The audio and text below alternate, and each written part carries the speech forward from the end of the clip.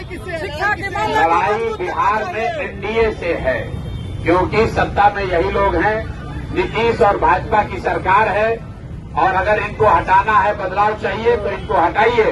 अब जनता को इतना ही तय करना है कि इनको हटा के वापस से राजद का जंगल राज लाना है, अपहरण रंगदारी वाला राज व्यवस्था बनाना है, या नई व्यवस्था बनानी है जिसका नाम जन सुराज है। तेजस्वी यादव भी आज मधेपुरा आ रहे हैं। भाई लोकतंत्र है, सबको सब जगह आने जाने का अधिकार है, सबको अपनी बात कहने का अधिकार है। लेकिन राजद जो है वो एक्सपायर दवा है, उसको 15 साल आप खा लिए, देख लिए, उससे आपका इलाज नहीं हुआ। 15 साल राजद की सरकार में बिहार में जंगल राज रहा, अपहरण रंगदारी, बिजली, पानी, सड़क सब बर्बाद। तो अगर आप फिर से उन पर भरोसा करके फिर से राजद को वोट दीजिएगा तो अपहरण रंगदारी के लिए तैयार रहिए। शेर बूढ़ा भी हो जाएगा तो मांस ही खाएगा, दूध नहीं पिएगा। तेजस्वी यादव भी घोषणा पे घोषणा कर रहे हैं, बड़ा पिटारा खोल दिया है। घोषणा पे घोषणा करना ही दिखाता है कि कितना घबराहट में है। कल तेजस्वी यादव ने अपने घोषणा पत्र में जो बात कहा है कि बिहार में हर परिवार से एक आदमी को नौकरी दे देंगे, तो साथ में ही भी लिख के दे देंगे, बोले 20 महीना में दे देंगे, तो ये भी लिख के दे दें कि 20 महीना में अगर नहीं दे पाए तो बिना मांगे इस्तीफा दे देंगे। बिना मांगे इस्तीफा दे दो भाई। कल एक कहानी हमने सुनाया है बूढ़े शेर का। जब शेर बूढ़ा हो गया और शिकार करने की स्थिति में नहीं रहा तो सोने का कंगन लेकर बैठता है, और इस चक्कर में बैठता है इस सोच से कि कोई राहगीर चलता हुआ सोने के कंगन के लालच में आएगा तो हम उसको खाएंगे। तो तेजस्वी यादव राजद के लोग वही लालच दिखा रहे हैं कि बिहार की जनता उस लालच में फंसे, और फिर सरकार में आ जाए तो फिर अपना रंगदारी, अपहरण, लूट मार, हत्या चालू करें। अब किसी भी हालत में लोग राजद को जिताने वाले नहीं है, राजद की सरकार बनने वाली नहीं है। और मधेपुरा की जनता से ये आग्रह करना चाहेंगे, आपके जो विधायक हैं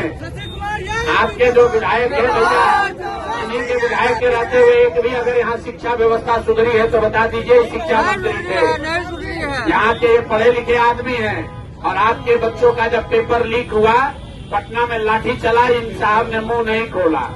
और रामायण पर बोलिएगा, तुलसीदास पर बोलिएगा, कालिदास पर बोलिएगा, हिंदू धर्म पर बोलिएगा, लेकिन यहाँ के बेरोजगारी पर नहीं बोलेंगे, मधेपुरा के विकास पर नहीं बोलेंगे। तो मेरे भाई, जन सुराज ने कोई बहुत बड़ा वादा नहीं किया है। एक चीज जरूर कहा है कि अगर आप स्कूल के बस्ता छाप पर बटन दबाइएगा, 14 को जन सुराज की व्यवस्था बनी, तो और कुछ हो या न हो, जो लोग छठ में अपने घर वापस आए हैं, वो अगर 14 को जन सुराज की व्यवस्था बनी तो अब उनको 10, 12, 15 हजार रुपए के रोजी रोजगार के लिए वापस नहीं जाना पड़ेगा।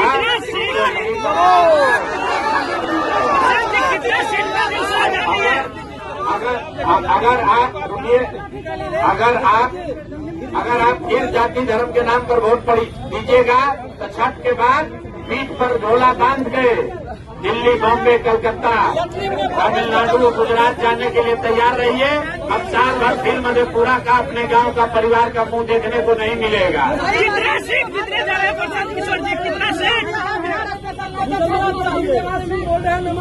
मेरे भाई, गुजरात में लाठी चले या महाराष्ट्र में गाली पड़े, तमिलनाडु में मार के भगाए या पंजाब में मार के भगाए, ये इसलिए है कि बिहार में रोजगार नहीं है। और बिहार में रोजगार नहीं तो अभी सरकार बन रही है। 20 वर्ष से जो नीतीश और भाजपा की सरकार है, आपको रोजगार नहीं मिला, आप गुजरात, तमिलनाडु जाके मजदूरी कर रहे हैं, तो फिर जाके वोट दोगे, फिर जाके वोट उसी को दोगे तो आपका कैसे सुधार होगा। इसलिए ये प्रशांत किशोर की, ये खाली प्रशांत किशोर की लड़ाई नहीं है, ये प्रशांत किशोर की लड़ाई नहीं है, ये आपकी लड़ाई है। अगर अपने बच्चों के पीठ से मजदूरी का बोरा हटाना चाहते हो तो स्कूल का बस्ता पकड़ाइए। बिना पढ़ाई के कोई उपाय नहीं है, और नहीं तो नेता सब जाति धर्म में बांट कर आपसे वोट लेता रहेगा। नेता का लड़का हेलीकॉप्टर पर चलेगा और आपका लड़का रोड पर चलेगा, उसके पैर में चप्पल भी नहीं होगा।